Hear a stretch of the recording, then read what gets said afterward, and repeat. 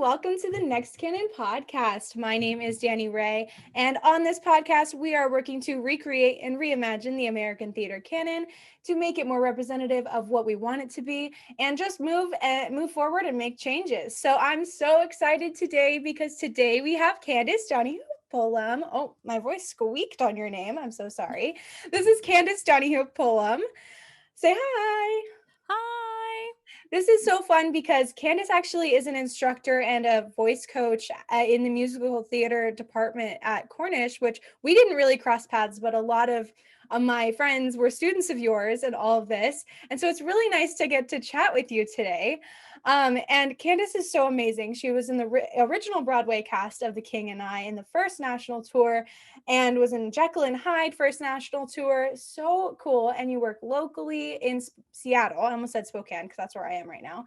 But in Seattle at like the Fifth Ave and Axe Theater, of course. I've done a lot of things. How about that? We could list out the whole entire thing. I do want to make a correction though, because I wish that I was in the original Broadway cast of The King and I, but that would make me really old. It's actually the revival cast of the 1990s. There we go. There we go. Because, then I could just say, well, when I worked with Yule, I can't say that. Okay. I'm like the revival cast. I'm so sorry. Well, we've had multiples. So, we've had another revival since then. So I was like, that's why I have to now be specific and say the 1996 revival of The King and I. Who knew one day I'd have to be specific, but there it is. I'm okay. So that's still as amazing, to be fully honest. It was an amazing experience. How about that? I pinch myself every day, and I honestly had like imposter syndrome. I was like, who have I fooled to be here? I feel like we all feel like that, right? Anytime you get any chance that is like super cool, you're like, wait, am I supposed to be here? Right, right. It's just human nature. And the people that don't, we have to wonder about them. Yeah. You think you deserve to be here. All right. Well, then you stand over there. I'm going to be sitting over here with my friends laughing. So that's essentially how that was. Anyway, I'm pleased to be here. Thank you for inviting me. Of course. I think the topic that you want to discuss is an important step forward. So that's the hope. That is really the hope and why I started the podcast, since we can't really like go anywhere right now. And so it's been really nice to like connect with people this way over such an important like topic. It's cool. Yeah. It's cool. Like I'd be interested to hear what other people's opinions are, because that's essentially where we're at, right? It's like, right. It's like this turning point, and maybe we can take this opportunity to like actually make some changes, because we're having to restructure like everything right now. Absolutely. Yeah. Why not? Now is the time for change. As I do my little Facebook political post every once in a while, I try to stay not political, but every once in a while on Facebook, I do say something along the lines of, I don't want a hug. I don't want your, sympathy. I don't want anything. What I want is change for tomorrow. That's what I want. I want to see my students at Cornish have a greater opportunity to make the art that they want to see and that is relevant to them. Yeah. That's it. So love anyway. That. Speaking of Cornish, what was it like last year when the pandemic hit and everything sort of went crazy? Well, I felt pretty prepared because I'd been already teaching on Zoom. So I felt like a Zoom veteran, but I felt like it was just so much all at once and we weren't prepared for it. And I really feel, even this year, like this year, I have students I'm teaching I've never seen face to face. You're like, how am I going to help prepare them for what market will exist? Mm-hmm. When we come out of this, we know that the arts and live theater will survive. Yeah. We just don't know which ones at this point, right? Yeah. It's like, who's gonna be able to come out on top of this thing, and who's gotten some donors, and because it's like there are no signs right now of Broadway reopening. Like I just had a conversation with one of my friends this past week that's a professional dresser, and he was like, we haven't heard, we don't know. And so that is a reality that you have to work into your teaching. It's like, we don't know how it's going to return. Mm-hmm. I can speculate on how it's going to return to help prepare you for what's going to be in your future. Because Right. I'm all about, let's make money in the thing that we trained in. Do you think Right. can we let's make some money I think in that'd be nice. the thing, right? I mean, that's my ideal. When I have a student in front of me, I was like, how can I help you make money in 4 years? Or whenever I get you 2 years, how are we going to make some money? Yes, yes, yes. That should be like way more the mindset than I think it is for a lot of teachers. Well, I even have done a lot of college audition coaching, and the thing that I tell my students in selecting their school has been, I want you to brag about how you make money after your 4 years instead of how you spent it. Right. Okay. I want you to, I like, go to where you know you can get the training that you need. Yeah. I don't care about the name. Name doesn't matter to me. Brag to me. Tell me about it when you start making money. Okay. Yes. So to sort of like shift into like what the main topic is of today, like what does the word canon mean to you? You know, that's it. And when I was thinking about what I think canon, the musical theater canon is for me, it's obviously, in my opinion, the iconic pieces of work that are routinely produced. Like that's what I think of as like, hey, these are, and I use the word iconic liberally here. But because how do you reach an iconic place, right?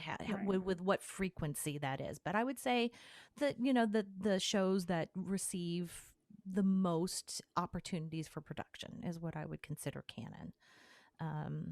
For, you know, musical theater in general, it's like we're still waiting on some of the contemporary pieces to become canon, right? We can't yet determine, is this going to become canon? We don't know. Okay, so yeah, it takes a few years to sort of like for something to solidify itself in that way, I feel like, for sure. Absolutely. I mean, we have some guesses. I mean, certainly we're going to probably say that Hamilton will be canon, right? Yes. Wicked will be canon. But, you know, we have some other ones that are left, you know, to be sight unseen, because it's just like with the golden age.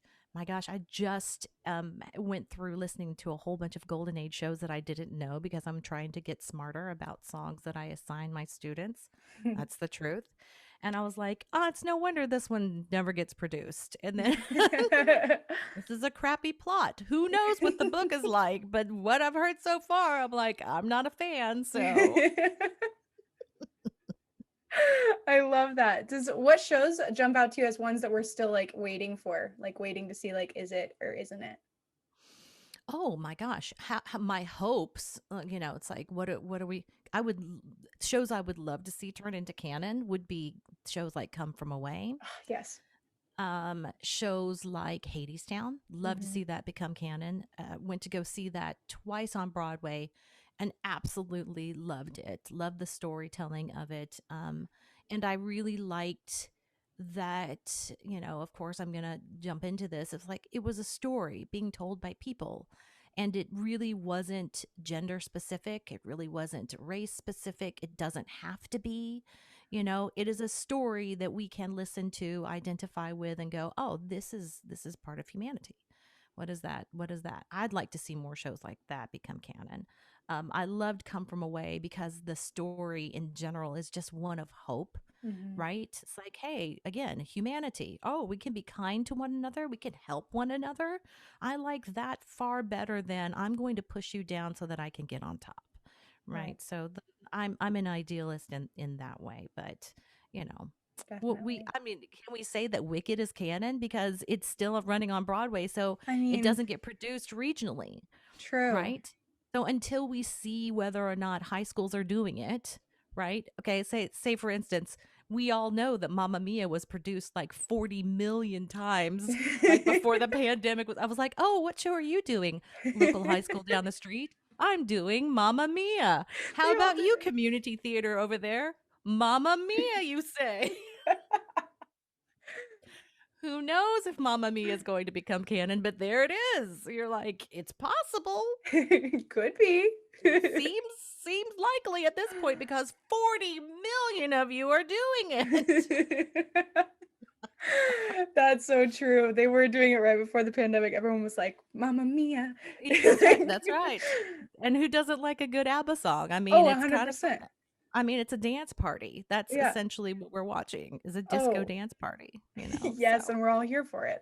Right. I saw it Come From Away with Cornish in, what year was that? 2016? I don't know.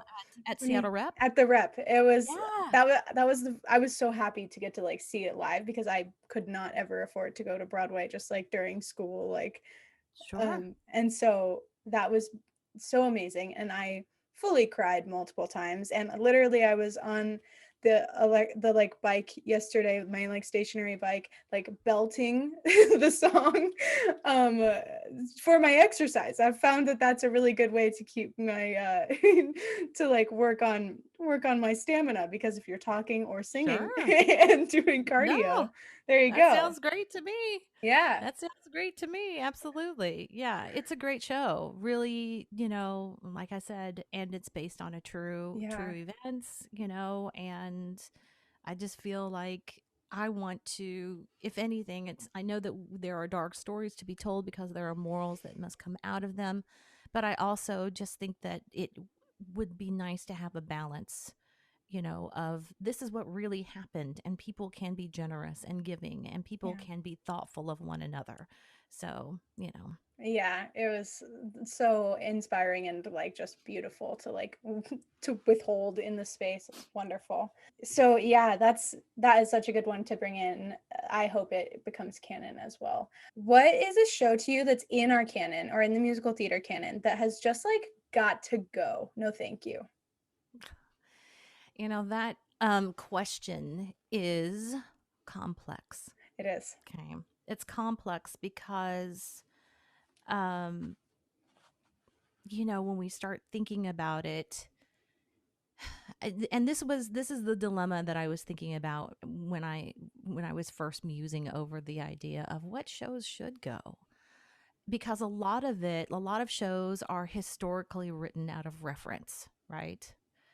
And a lot of shows are you know, it's like we're going to even talk about the difference between what shows have archetypes versus what shows have tropes, right? So when I say the difference between those two characters and how we portray them, right, on the stage, requires a different lens. So when I say like shows that have to go, I always usually first go to, is there a way to fix them? Yeah. I know that always is the first thing that always comes to my mind. And I'm just going to say that there are shows that were well intended when written that I think perpetuate stereotypes. Okay. So, say for instance, it is a beautiful score written by Gershwin, but Porgy and Bess. It is a great opportunity for African Americans to be employed. Okay. And that was really Gershwin's intent. There was no ill intent in that. But the perpetuation of stereotypes of the drunk husband who beats his wife, it are ones that I don't think are helpful to the forward progress. However, it is part of the story, and the music is iconic, right? Who hasn't ever heard of Summertime? It's like, so when I say it has to go, I see that there's value in presenting it too, right? And knowing that it wasn't ill-intended when written. That's the tough part. I mean, I even say things like, speaking as an Asian American, Flower Drum Song. Okay. It's like, wow, Rogers and Hammerstein, thought that they were doing amazing things, and they did for the Asian community. It really catapulted Nancy Kwan. I mean, like, there were lots of people who came out on the other side of that as being more in the public eye. But, you know, there are just certain things about that show that they tried to fix with the revival that they weren't successful with. So I wouldn't even call Flower Drum Song as part of the canon, but it's one of the top 3 most recognized Asian shows, which the 3 are The King and I, Miss Saigon, and Flower Drum Song. Those are the three that most people are like, oh, I'm familiar with those shows. And mostly because Flower Drum Song was a movie and The King and I was a movie. So people have either seen that, and then there was this, the search for Miss Saigon was huge when that musical was first produced. But other shows that I would like to see, like, I'm not happy about How to Succeed in Business because of the Happy to Keep Your Dinner Warm. I'm like, I'm not happy to keep your dinner warm. Like, I feel like I'm perhaps maybe more capable than you reading this book on how to succeed with what I know already, right? Yeah. I feel I'm far more capable, but I'm singing the song, I'm happy to keep your dinner warm. So I have, those opinions about that. Is there a way to fix it without changing the song and the complete storyline? No. Yeah. Yeah. So I also have feelings. I have strong feelings. This one's going to really get you, though. Yeah. Okay. Drowsy Chaperone. Okay.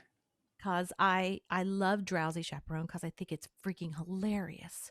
So it's this double-edged sword for me where I'm like, okay, so, but the opening to Act 2, where it's the Nightingale and all of the cast come out in Asian face to do this number.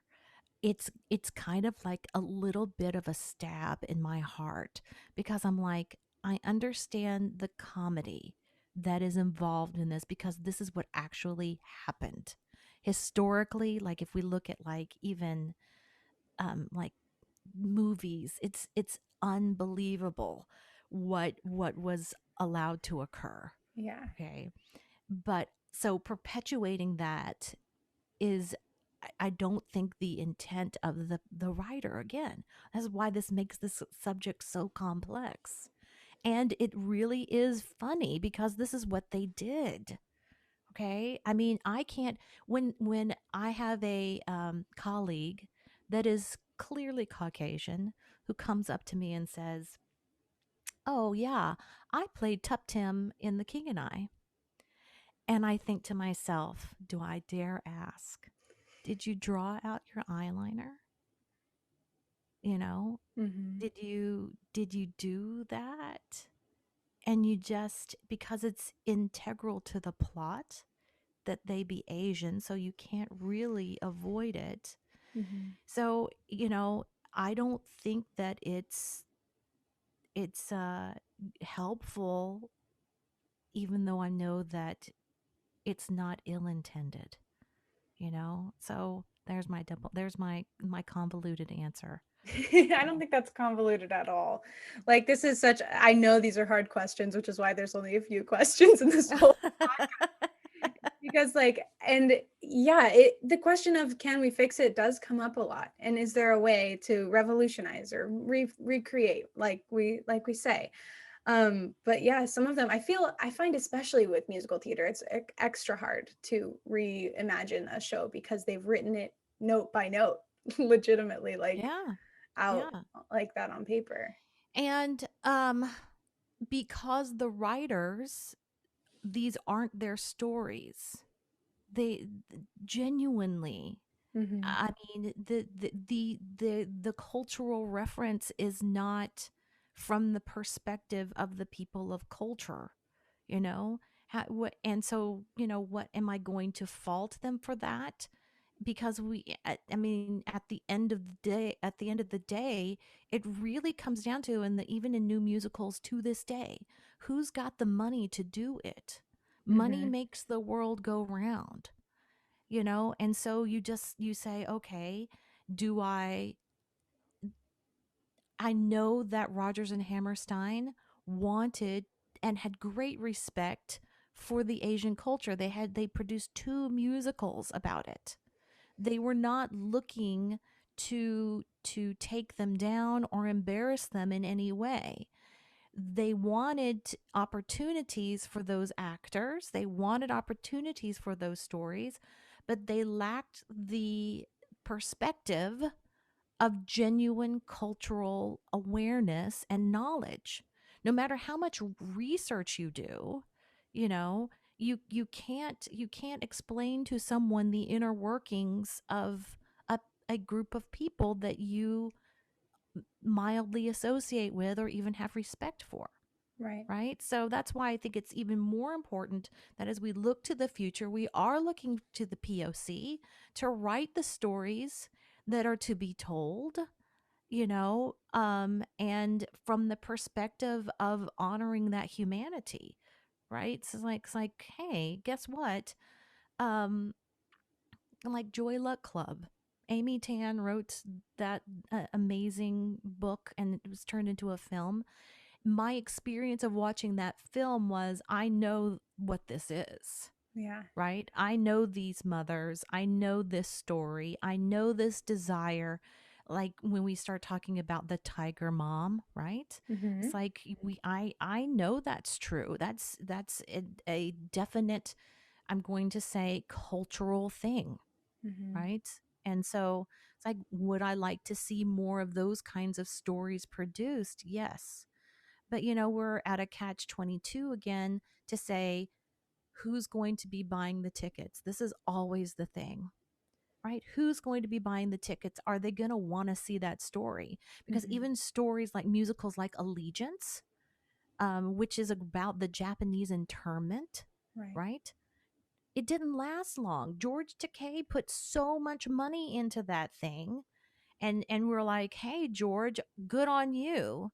And I'm glad that it was made into a movie so that people can watch it, so that we can know a part of that history. But how many people actually want to see it? Right. Right? It's like, how many people are willing to pay for that? I hope more. I hope so. But, I think that we are certainly in an age of awareness, heightened awareness. And with that heightened awareness also comes some heightened emotions and feelings and sensitivities. So, how do we solve this? How do our stories get told? Those are the real questions. Can we fix some of this? Even do we need to fix some of this because of the historical reference? Right. Like for the endeavor of art, I can say yes. Mm-hmm. But we all know that art has a price. And I think that cost is the thing that really is what's driving everything. I mean, if we come down to it, cost drives everything. And until we fix that, until we find a way forward that people are wanting to hear those stories, and it's a systemic thing. Mm-hmm. So saying, I want to do this or I want to do that, really, it's that's why I continue to look to your generation as making more steps forward. We can, because you are asking me. We are having this conversation, Danielle. Yeah. Okay. This is not something someone would have asked me 15 or 20 years ago. Okay. I mean, these are the realities. If I could share the experiences that I've experienced, that I've had on the professional level, as to some of the things that have been told to me as direction. Can you act more Asian? What does that even mean? Right. Right? That wasn't a conversation that we were having. And certainly, at times you feel like a sellout because you're like, I want to get paid. Right? Yeah. Like, what's my compromise? Am I a sellout? What's my compromise? Because I need to pay off this thing. Mm-hmm. Right? So anyway, but I have lots of other shows I'd like to put in the canon, Danielle. Yeah, well, that's the next question. Oh my gosh. I know of so many amazing shows, and I bet you know of even more than me. So give them to me. What shows should we know? What shows can you share with the people? Okay, the shows to share with the people. I'm going to tell you that I just recently listened to this 2 weeks ago. It is a musical written by Julie Stein called Hallelujah Baby. Okay, yeah. And the song that is notable from Hallelujah Baby is the being good isn't good enough. The being good isn't good enough. Okay, it's a very famous jazz song people made into a standard. Okay, Yeah. but in the story, when this African American woman sings that in the context of the show, it fully ripped out my heart. Being good isn't good enough. Okay, it's like that feeling of that earning of merit that we can't ever achieve, right? Mm-hmm. It's like being good isn't good enough. Like it really, really, and I was like, wow, Julie Stein, I know, like that, I don't know the book though. This is the crazy thing is that you go, okay, well, I really like the music and the story seems pretty good. I wonder what the book is like. And this is always the question because it's not produced. So I'm like, I don't know. It may be a terrible book. I mean, it could be. We all know we've heard good music from shows, and you're like, that made no sense with the dialogue in between. Zero. Like, how am I going to make heads or tails of that? I don't know. These are all golden age musicals that I think could be added and back into the canon. Yes, I like Two on the Aisle too. So if you don't know, if I hadn't but you did, okay, or hadn't but you didn't, that song is from there. It's a really cool, like, fun. But you know what's a really fun musical that I really like? Okay, that nobody barely ever does, and it's going to sound so ridiculous, is George M. You're like Joe, yes, George M. Okay, it originally starred Bernadette Peters, and it is just fun. It's just a fun musical. You're like, I want to go to that show that makes me want to be like, you're hearing all this patriotic like music that's like, it's fun. It's just a fun show. That's all I can say. Okay. If Bernadette was there, like, we trust. We trust it will be funny. I mean, it was good. It was good listening. I'm like, I don't know what the book is like. Like, I didn't watch a bootleg of it. I just listened to the thing, and I was like, oh yeah, I remember George M. And I think that the Fifth Avenue produced it like years and years ago. But it's a really good little musical. I had fun listening to it. I wouldn't mind if Flora the Red Menace were also like part of the canon, because it's like a story of redemption. You're going to notice a theme with me. I'm like, oh, redemption, goodwill. Oh, I want that. You mean this tainted woman, and now she's redeemed. I'm like, oh, I like that. I love that. Yeah. So I mean, truly, that would be. Those are the golden age ones that kind of. Oh, right. I wouldn't also mind Fiorello. Oh yeah. Yeah. I did a production of that at Show Tunes because we do, they do Show Tunes. Big thing is that they do musicals that aren't produced very often. So Fiorello is a pretty cool little story about Fiorello LaGuardia, the guy who, like, the mayor of New York. So I think it's got some pretty music in it. I kind of liked it. And you get to see it's based again on a true story. I'm like, I think that's good. Another show, like I said, I've got a lot of them. I love it. This is I'm my so favorite. sorry. No, this podcast is to build a library of things we don't necessarily need to see for the next 50 years and to bring in all the things we want instead. Like, that's the point of this podcast. So I'm living for this. Okay, so another one that Show Tunes did, okay, that I like too, is Finian's Rainbow. Now, when Finian's Rainbow was first done, they did it with one cast that the Caucasian people in the cast also wore blackface. Okay, so we need two separate casts. Yeah. Okay, but otherwise, I kind of like Finian's Rainbow. I think that's another like little fun little show. We could fix it. Listen to me. I'm like, how can we fix it? Let's fix it. Let's fix it. But one of the other ones, here's another one, is Pearly. If you have not, I Got Love from Pearly, you have to, like, it is some good stuff. Pearly is like, I would totally, again, who knows what the libretto's like? I have no idea.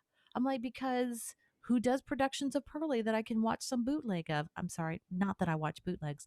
I always, of course, officially watch all of my shows on Broadway HD. Okay, so there it is. There it is. I never do bootlegs. But wink. What was that? I also love Broadway HD though. My brother and I have been doing we call it book club, but it's not book club. We watch Broadway shows on Broadway HD and we talk about them the next day. Like we do it once a week. That's brilliant. I think it should be. I'm like, can we call it musical theater book club? Because I would do that for my students. Let's do musical theater book club. Do it. My brother and I share a Broadway HD like account, and we watch them, and we have been enjoying it. That's amazing. Okay, because I watched Gypsy, and I was like, I don't see why. I guess maybe. I'm like, maybe I could be Mama Rose one day. I mean, it would be a stretch, but I still want to, okay? Because I'm like, really, it's the story of a show mom. I mean, I know there are some, what are our given set of circumstances that are there? But I'm like, can you go with me? Because I think that would be amazing. Okay. I watched that on Broadway HD. I was like, see, I did watch something officially on Broadway HD that wasn't a bootleg. So there it is. There it is. Yes, there it is. Well, you just picked my brother and I's show for the next time we do it. So okay, good. We'll watch really Gypsy. Good. Austin's listening right now, so Austin, we're gonna watch Gypsy. Yes, Austin, I highly recommend it. I mean, if there was a production of Pearly on there too, I also highly recommend that, but it doesn't seem likely. Okay. Well, I mean, like I would even say I love She Loves Me is on there. I love She Loves Me. It's one of my favorite Golden Age musicals. I really do. Like there are some things that I think can be tweaked on it. Like there are some stereotypes again. Like what do we it's not necessarily an archetype. There are some tropes that are present, okay? However, it's I think it would be interesting if it were a blind cast show, like completely. Because I don't think that any of the characters have to be of one race. You know, I think that it can be a blind cast situation, which I like. I'm constantly looking for that. I know that because, you know, it's like when you start strategizing your business as a musical theater performer, because that's essentially what we are. Right. So that you have to look at what jobs are available to you, you know? And so I think that oftentimes it can be discouraging because this industry is an industry that, and by human nature, we like templates. And once a template is set, okay, then usually we follow that template, including cast types. You're typing for what role you're going to be in, you know, those kinds of things. So, you know, I would like to, if I want forward progress to happen, I think that cast type and voice type, like I would like to see those changed around. Yeah. Like, does it have to be a belt role? Does it have to be a soprano role? Does it have to be like, can you tell the story from the perspective? Can we change some things? Like, does it have to be the blonde who plays this? Does it have to be the brunette that plays that? You know, right. So I think that when I think about fixing musicals, okay, because I sit out in the audience and sometimes I think, Candice, just enjoy the show instead of how could I fix this? How would I fix this? That's your director brain, isn't it? Yeah, it is. You sit in the show and you think I'm going to fix this. Right? I do it a lot. And then you think, how would I fix that? And then, okay, I just want to tell you, there have been many times where I've been paid professionally to be, you know, in the show, and you watch from off stage or you're watching rehearsal, and you think, well, that doesn't make sense. How would I fix that? I leaned across to one of my friends once during rehearsal, and we were in like a run through. And I said, don't you think that they should be wearing these costumes since this is supposed to be this thing here? And he looked at me because he's also a director. And he looked at me and goes, Candice, I do it all the time, but let me give you some friendly advice. It's not your job. He was like, right now, it's our job to hold these props and go out there for that scene.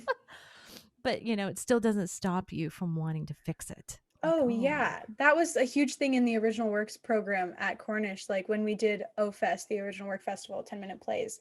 Like I played 3 roles in plays that were not my play. I directed someone else's uh-huh. play, also not my play. And someone else was directing my play. So you feel like you have no control over pretty much anything, even though you have all of these different jobs. You're Right. like, Oh yeah, someone else is in charge absolutely. of directing. I'm in charge of being the playwright. Like there's so much Uh-huh. overwhelm. And you get everyone's director brains staying in the room on accident after when they go Mm-hmm. into the next Oh thing. yes. And so it was definitely a learning curve there, and a humbling experience, as well as like oh, I should keep my mouth shut in this situation, I should open my mouth in this Right. situation, Right. when to speak, You know when that to. and that really is a valuable that is a valuable tool. Truly, truly. One of my colleagues once put it this way a long time ago. When I'm hired as an actor, for the most part, depending on your director, I am a meat puppet. Ew. Right? Isn't Yeah, that kind of gross it's to think kind of about though? gross.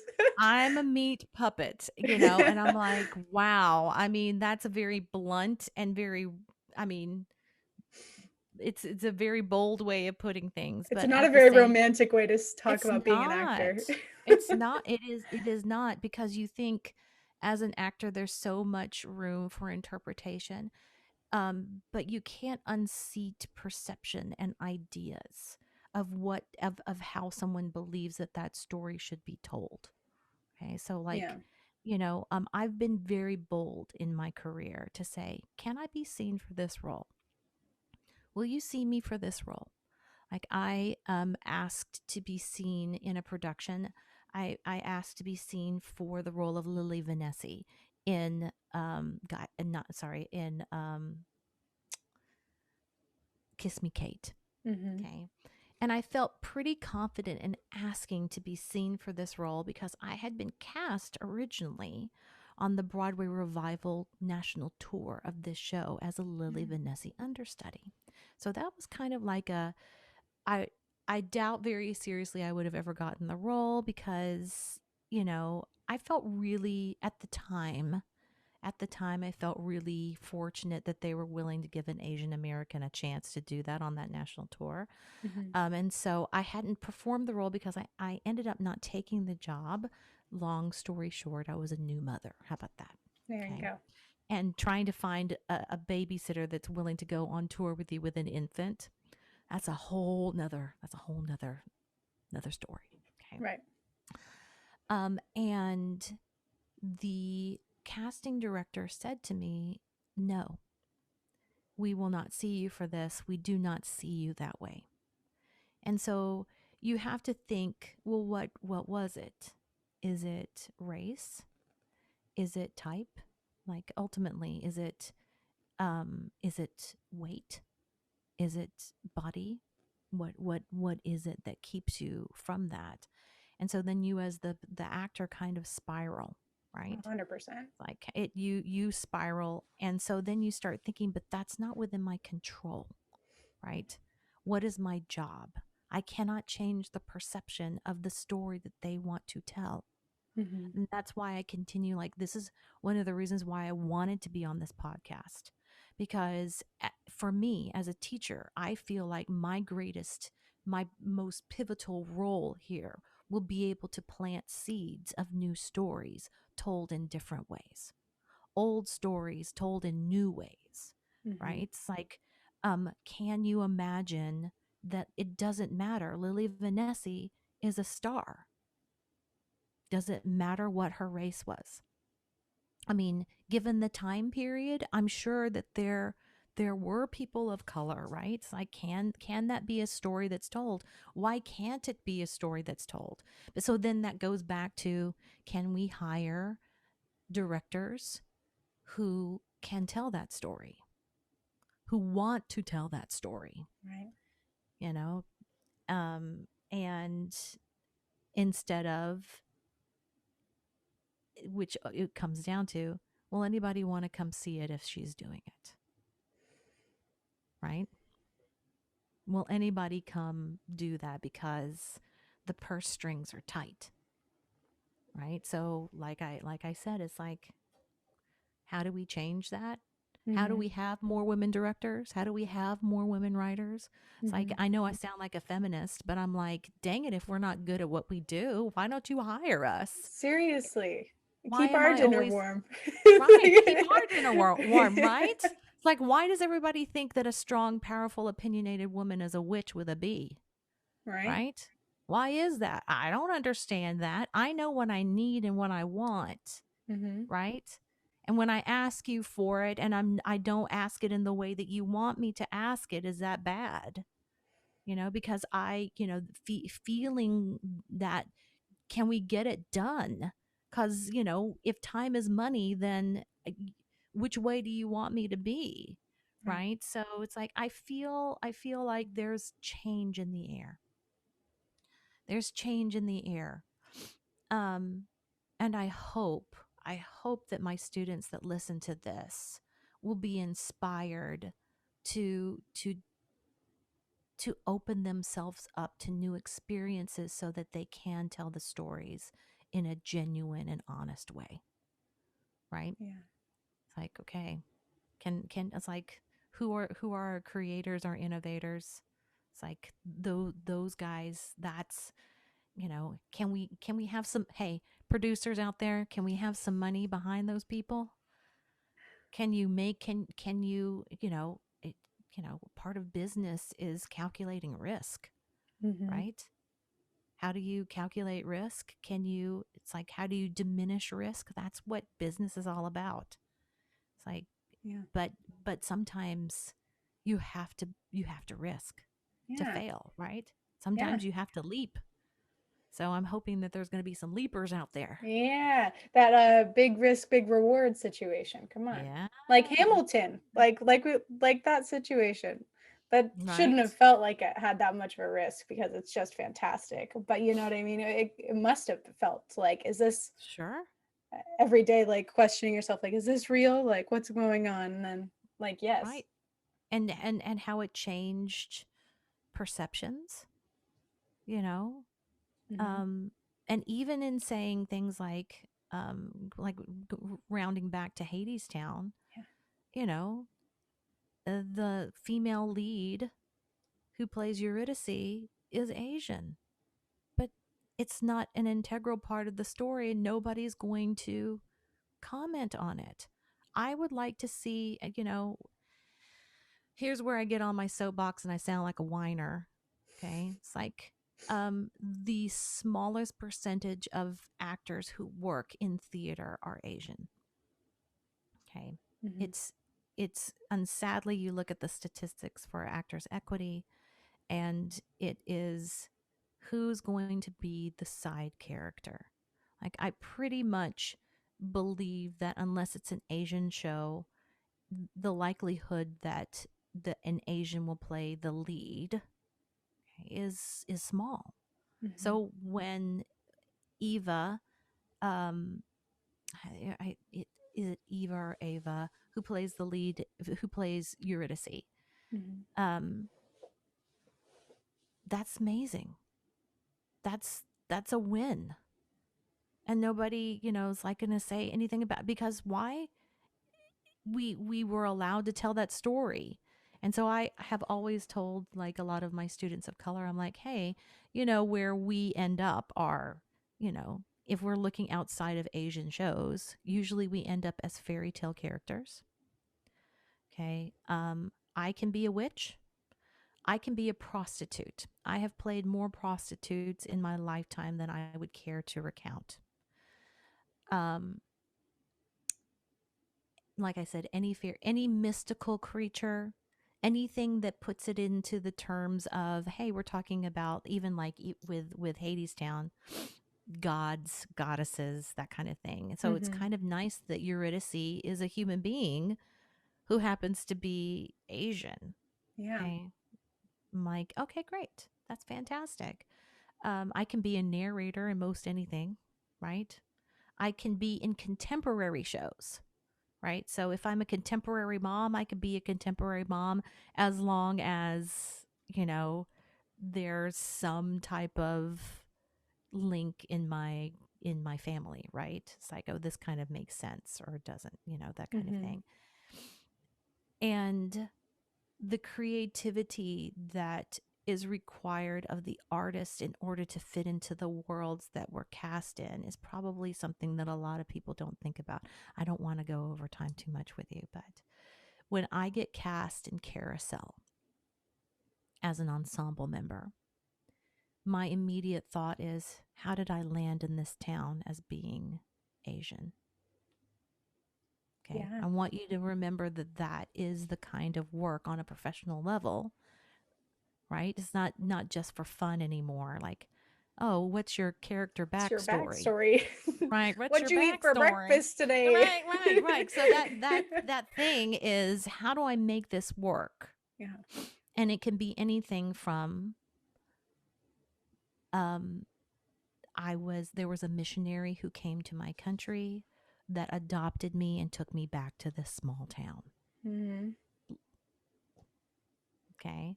Or, my father was a missionary and fell in love with this woman while he was on mission and brought me back, and she, brought her back and married her, and then they had me, right? These are all the things, right? And so you think that part of me that wants to fix everything in every show is because I have to make sense of the world that I'm in. And wouldn't it be great if we had new shows where that wasn't even part of what I needed to make sense of? Yeah. Or my students, future performers that are out there. So yeah, change the canon, modify it. I mean, I don't also want to throw stones either. Right. Like, intent matters. The intent of the writer was not ill, right? Some of them are. Like, there are some songs you're like, no wonder why you were cut. Seriously. Like, Yes. But then, I just want us to, God, how do we change the system? Right. How do we change it? And it's a whole cultural thing. It is. And I'm from the South. Just imagine, I'm from Atlanta, Georgia. So if you can imagine the kind of back conversations that I hear that are so insensitive, okay? So insensitive. And you go, and they absolutely are not aware of it. That's what's right? It's like, I'm related to you. Do you know that? Like, I'm related to you. Okay. So I'm half Korean, just so you know. So my dad is Caucasian and my mom is Korean. And so I used to get things like, you're really not that Asian. You don't look that I mean, come on. You're pretty tall. You don't. Oh my God. Right? Look how fair your skin is. I mean, nobody would ever say you there, over there are Asian. Okay. Oh, yes. It just, like I said, the conversations that you have. I even once had a casting director say, I said, well, because I had played a Caucasian role. Okay. I know that sounds ridiculous. But I was like, I played a Caucasian role. And one day I said, well, because I'm Asian. And that casting director turned around and looked at me and said, well, you can't have it both ways. I was like, I beg to differ, because I am both. I beg to differ. I am, in fact, half Caucasian and half Asian. Okay. But here's the thing is, like I said, perception. How do we change perception? Yeah. We like structure. We like categorizing people. We like templates. It makes our life so much easier, right? Like, because even with Hamilton, do you think we'll ever break that template? Who knows? Who knows? It's a good. But it should be an option. Not saying that I don't think people of color should be playing it, because I do. Right. Why? Because there's so few of those shows available to us, folks. Like, I need some money. I need to work. I like my art. Right? I actually kind of like this art thing I'm doing over here. Yeah, right. I like this thing over here that I spent a lot of money studying, and be kind of cool if I could do this, right? Okay. But that starts the conversation of what templates do we change. Yeah, I think that actually is a one that helped us. There was someone else mentioned it, the Hamilton casting structure of like what the people started saying in their listings for casting calls. And I think it was a shock to people at the beginning. They're like, what? And once that becomes like more, which it kind of has at this point, because we're moving so quickly through our transitions right now. We're like changing all over the place as a society, and like hopefully that continues. And so hopefully that like makes it so everyone is like, relax, you can still play. It's just like, let other people play too, Jimmy, right? Little Jimmy. Like yeah, no, I mean it's I think that's why there has to be innovators and people to help us move forward. I think Hamilton is a step in the right direction, and I mean, truth be told, it comes down to, can we find some creators, and can we find some money to help support those creators? Yeah. And I think, like, talking about the audience like you did before, like, it's now that we've had more movement in this direction, the audience is starting to get hungry for those things that are outside of their normal, outside of their template, because this new template has been created. And like, right. So it's like helpful. So it's like, we actually have the opportunity to do it. Like you said, you wouldn't have been having this conversation 15 years ago. Something had to shift. But yeah, steps in the right direction is so important. And it feels like it goes so slow all the time, but we just got to keep trucking, because there's no way to affect the masses without just like starting somewhere, Right. Absolutely. You got to start somewhere.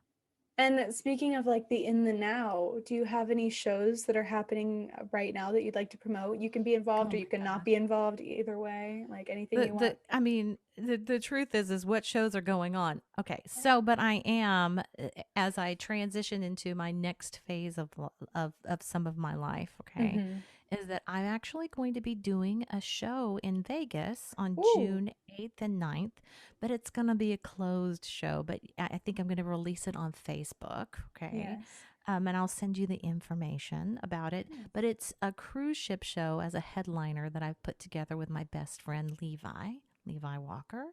And so we're doing a Broadway show and a pop rock show. And right. Yeah, because I'd like to be a headliner on a show and get some applause. So that's the other creative avenue that I've decided. I was like, am I really going to wait for musical theater to cast me as Donna in Mamma Mia? Because we know it's been done 40 million times. Can you see me for Donna? No? Okay, then. I mean, it's being produced 40 million different places, but apparently I am not Donna. Okay, even though I have a 21-year-old child and an 18-year-old child. Okay, can you see me for Donna? Can you see me for Donna? No? Okay, all right. Well, apparently not. So I'm just going to go out and be my own Donna. Yeah. Okay? Candice Donehoo out on stage, okay? So that people, that's right. So that people are like, can I get paid? And people applaud for me. Because right now I would like that. Can you applaud for me?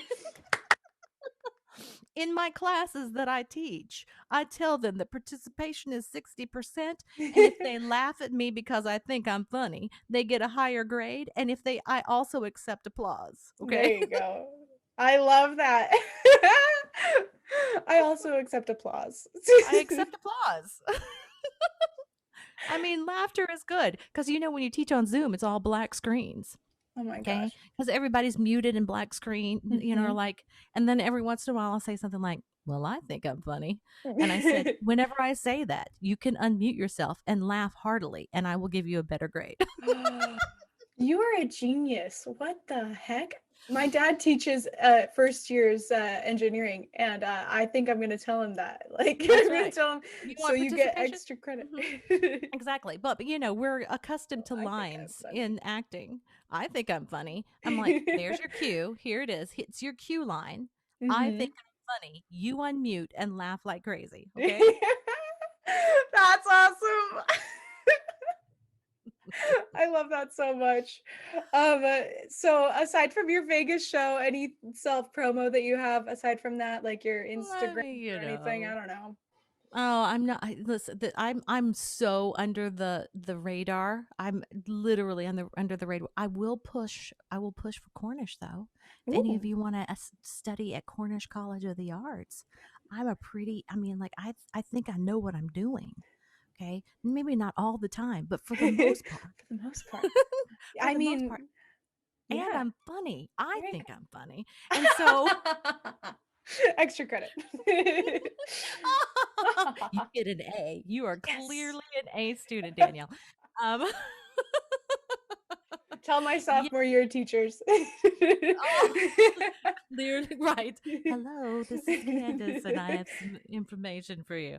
Can you adjust this BFA's grade from 4 years ago? No, I'm just kidding. No, that would be great. Yeah, I would love for people to come to Cornish and study. Yeah, you know, that would be. I think we have a pretty, you know, like. I think we have a pretty cool group of faculty members. You know, I think, and it's really. I think it teaches people how to be individual artists. You know, like. We're not about mass producing a whole bunch of stuff, but we can produce individual artists. Anyway, there's my little boost. As a grad, you can definitely do that. It helps you create your own path as well, and like focus on what you're trying to do, as well as learning skills that maybe you didn't think you needed beforehand. I also worked with the admissions office before, so this is why I have thoughts on hand. Right. Yeah. And what I can say is my senior year, second semester was one of my favorites ever, because I pretty much curated my classes to what I wanted to do, since I had most of the requirements out of the way. And I was doing my senior thesis, which was assistant directing Xanadu Jr., which was so fun with Mark Kennison. So fun. Yeah, I teach Christopher Lopez and Joe Ben Shmuel. I teach, but they're graduating this year. Oh, I know. I love them. Yes. Yeah. A lot of those students. I mean, I teach a lot of those students because they're all seniors this year. I mean, I literally have like 15 seniors or something crazy like that. Right. But that year is really good. I love that year.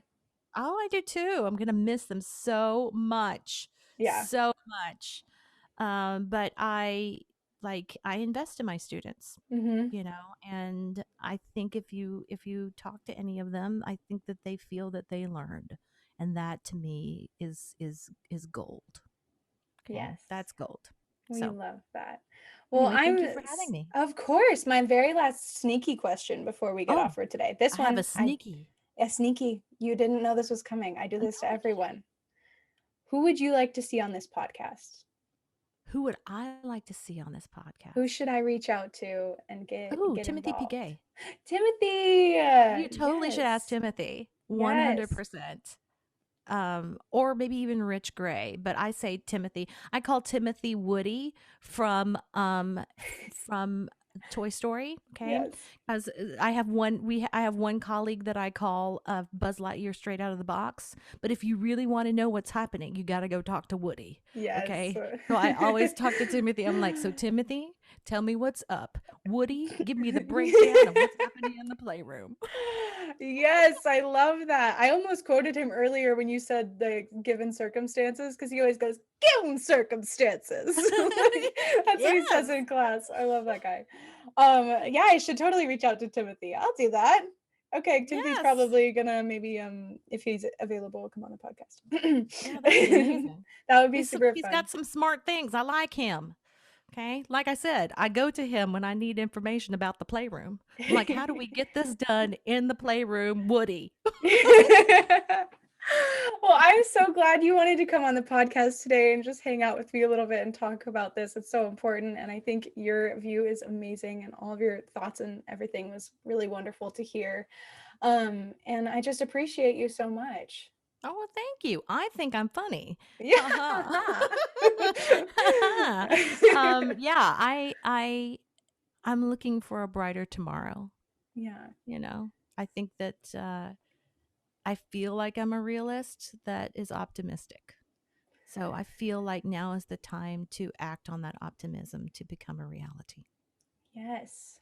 Thank you so much for being on the next Canon podcast. And thank you everyone for listening. We will see you again next week. Goodbye.